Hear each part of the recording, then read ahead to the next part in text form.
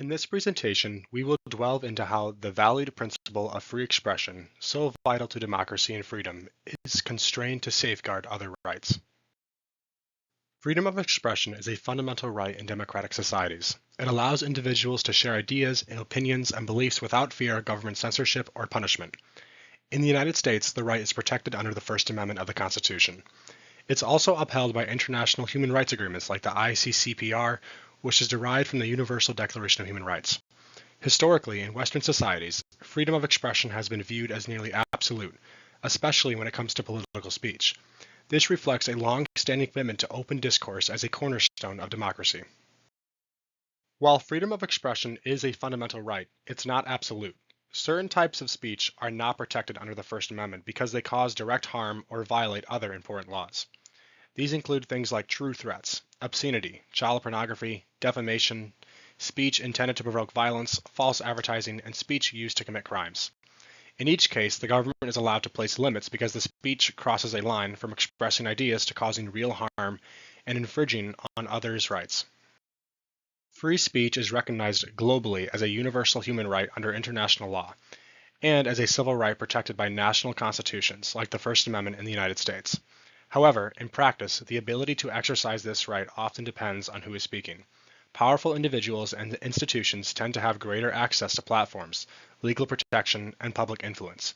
In contrast, marginalized groups may face social backlash, surveillance, or even legal consequences for expressing their views. This imbalance reveals that while the right to free speech is meant to be equal for all, its enforcement and protection can be uneven, shaped by factors like race, class, political power, and social status. Following the Gaza conflict in October 2023, we saw a dramatic shift. Student protests erupted globally, but instead of protecting speech, governments who were in support of Israel's actions began to criminalize anti-war sentiments, often labeling them as anti-Semitic.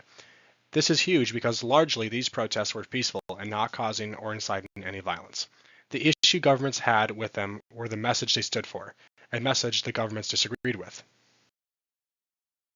This highlights a growing double standard. Governments that once championed offensive speech now often suppress dissenting views. For example, actions taken by the Trump administration set a concerning precedent to treating dissent as disloyalty.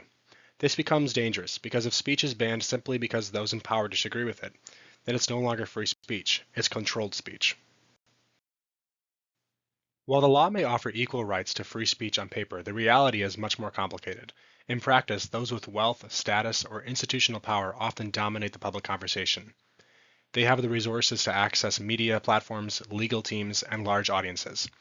Meanwhile, marginalized communities, whether due to race, income, or social status, often struggle to have their voices heard.